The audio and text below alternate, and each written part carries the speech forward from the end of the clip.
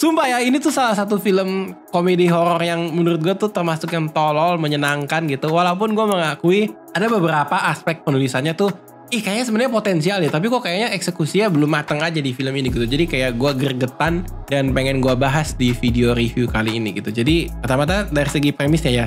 Jadi ceritanya pakai point of view Bagas. Bagas ini seorang cowok yang menemenin temennya cewek bernama Leni untuk mendaki Gunung Madiopuro gitu. Sesampainya di sana dia dijelasin sama pengawasnya ada serangkaian pantangan yang mereka nggak boleh langgar. Kalau nggak nanti mereka kena sial atau malah petaka. Salah duanya, yang pertama mereka tuh nggak boleh noleh ke belakang gitu, kayak nengok ke belakang gitu nggak boleh. Kalau nggak nanti diikutin sama hantu. And then yang kedua adalah harus menemukan orang-orang yang lain untuk mendaki gunungnya bersama-sama dalam sebuah kelompok yang jumlahnya tuh genap, gak boleh ganjil.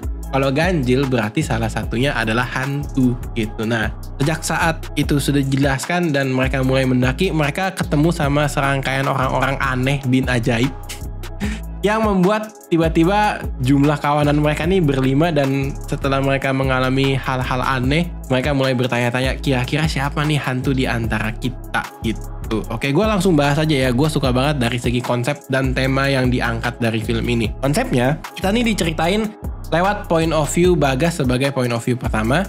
Dia nih sedang diundang ke acara podcast. Jadi pada saat dia mulai live podcastnya, itu seakan-akan menceritakan ke kita sebagai penonton, gue perjalanannya seperti ini. Terus adegan filmnya berpindah ke proses dia memulai pendakian di Madiopuro bersama Leni dan ketemu orang-orang lainnya gitu. Jadi sesekali berpindah-pindah lah antara podcast, antara cerita mendaki gunung dan lain sebagainya. Jadi di situ juga membuat gue sebagai penonton langsung dibikin klik, jadi endingnya dari mendaki gunung di sini ini titik 0, tapi di sini juga ada titik 0. Terus nanti gue sebagai penonton diminta untuk cari tahu kira-kira siapa ya hantunya gitu. Nah, disitulah dibeberkan bukti-bukti dan lain sebagainya, kejadian-kejadian mistis dan kayak clue-cluenya tuh ada di situ. Dan menurut gue sampai dengan akhir ketika di reveal siapa hantunya cukup menyenangkan lah gitu. Tidak hanya soal mencari siapa hantunya, tapi film ini tuh berhasil mengangkat tema berkaitan dengan isu-isu yang relevan pada masa kini gitu, terutama di kalangan anak-anak muda ya, berkaitan dengan alasan naik gunung tuh sebenarnya apa sih gitu kan. Biasa orang ngomong lah healing dan lain sebagainya gitu, tapi film ini tuh bisa menjabarkan berkaitan healing ke gunung tuh atau healing naik gunung tuh seharusnya titik gitu. Itu cukup mengkritik dan cukup eye opening lah menurut gua, walaupun caranya tidak menggurui tapi sedikit preachy gitu. Tapi gue suka ketika berkaitan dengan healing ini diasosiasikan dengan karakter selain Bagas dan Leni gitu. Jadi kayak ada 3 karakter lainnya punya sebuah masa lalu yang cukup kelam gitu ya, membuat mereka healing ke gunung gitu, tanda kutip. Gue tuh suka cara membangun premis dari insiden-insiden yang mereka alami atau apa sih yang mereka gak suka dari hidup sehari-harinya dan mendorong mereka naik gunung. Itu cukup menarik gitu. Jadi isu-isunya tuh cukup berat ternyata ya. Jadi pertama terjerat hutang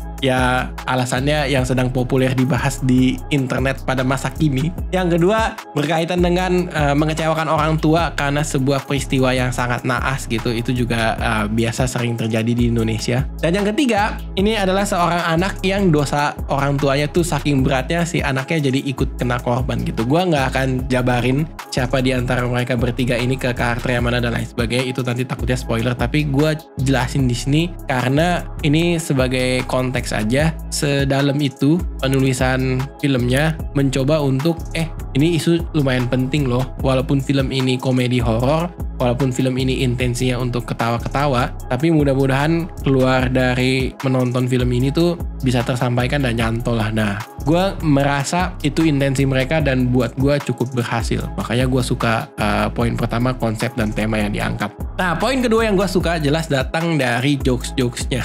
Walaupun gue ngerasa jokesnya kan memang jadi prioritas dari film ini. jokesnya ditabur banyak banget ya di film ini. Ada beberapa yang berhasil, ada beberapa yang nggak berhasil gitu.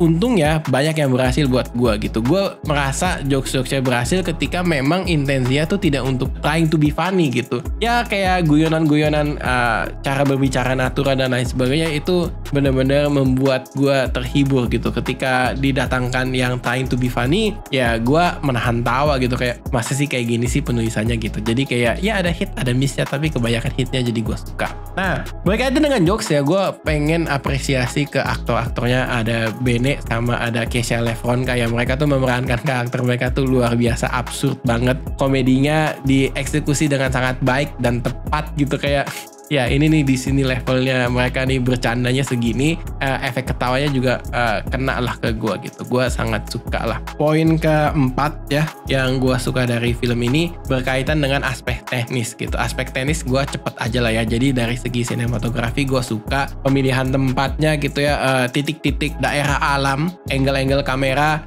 kapan mereka seakan-akan naik gunung nanjak atau kayak mereka turun di ya slope gitu ya, itu seru banget disaksikan gitu, seakan-akan memang mengajak penonton tuh ikut berpetualang di dalam gunung gitu. Dan yang kedua berkaitan dengan acara podcast gitu, kayak mereka ngekonsepin seakan-akan sebuah acara podcast kameranya ada lebih dari satu gitu, ada kamera ke angle pembicara, ada kamera angle ke narasumber gitu, terus ada kamera angle mereka bersama-sama. And then ada satu lagi ya berkaitan dengan acara si podcastnya itu ketika ditonton di entah smartphone atau entah di layar komputer gitu, seakan-akan adalah sebuah live stream. Jadi ada live chatnya, tulisan-tulisan live chatnya tuh didatengin lucu-lucu juga gitu, kayak ini yang ngekonsep pinter banget nih. Mungkin kayak karena memang kayaknya Bayuskak berkiprah juga ya di dunia konten kreasi gitu, kreasi konten. Terus gue juga suka dari segi practicality effect gitu, efek praktikal berkaitan dengan hantu-hantunya gitu. Jadi kayak pakai kostum ala akadarnya gitu, tapi misalkan kayak kalau genderuwo yang muncul ada warna merah-merah, lampu merah gitu, kayak ini nggak, konsepnya kayak simple tapi komedinya tetap yang jadi prioritas, jadi kayak kena gitu. Kayak gue dibikin ketawa tapi kayak kadang-kadang dibikin creepy juga sama jump scare-nya yang nggak tahu tempat, nggak tahu aturan gitu kayak.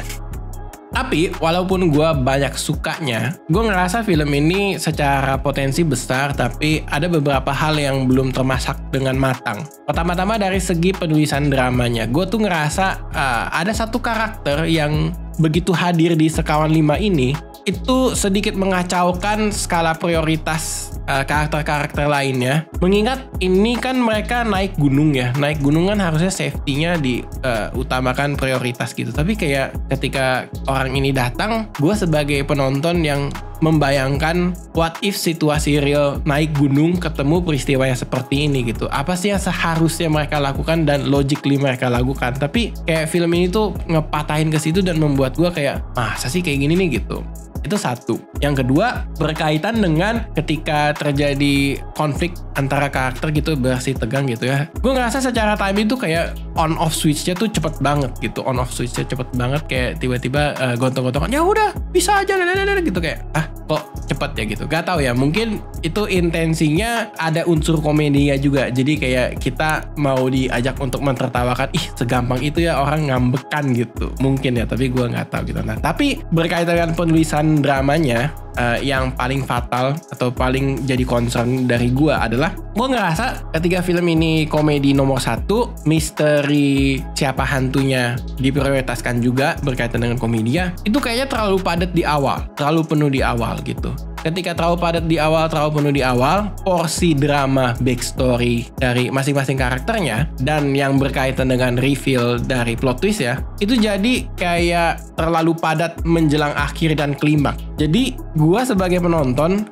feel yang kebangun adalah kasiannya karakternya, oke, jadi siapa hantunya gitu. Itu menuju klimaksnya gitu. Nah gua sebenarnya punya harapan atau ekspektasi gue dibikin peduli sama karakternya tuh sampai sebegitunya dulu di setengah film awal. Jadi gue udah peduli karakternya sama Bagas sama Leni. Secara penulisan mereka berdua ini ya sebagai karakter utama ya, itu udah bagus di setengah awal. Tapi 3 orang lainnya ini itu tuh kayak di nomor kesekian kan, jadi tumpah ruahnya tuh menjelang akhir klimaks gitu. Gue membayangkan seandainya bertiga ini juga berhasil dibikin ngehook ke gue gitu sebagai penonton, dari 3 karakter ini kasihan ya gitu. Nah, ketika gue bisa merasa kasihan sama 3 karakter cepat di awal, gue membayangkan begitu twistnya di reveal, gue udah dibikin peduli sama karakternya. Ketika tebakan gue salah tuh kayak, oh ternyata si ini ya gitu, kayak harusnya tuh bisa dibikin puas, kayak hah gue kegocek gitu, atau kayak nah kan bener kan gitu. Tapi kasihan juga sih karakternya, gue pengennya tuh berhasil seperti itu. Cuman film ini tuh ya belum ke sana gitu. Tapi gue tetap apresiasi dan gue seneng gitu ya, ketika semuanya udah kebongkar, mereka tuh masih bisa meresepkan momen dramatis supaya filmnya tuh bikin penonton puas dan selesai nonton tuh bawa pulang sesuatu gitu, yaitu berkaitan dengan moral yang mereka mau sampaikan gitu. Moralnya tuh sedikit preachy tapi ya gue bisa tolerir lah.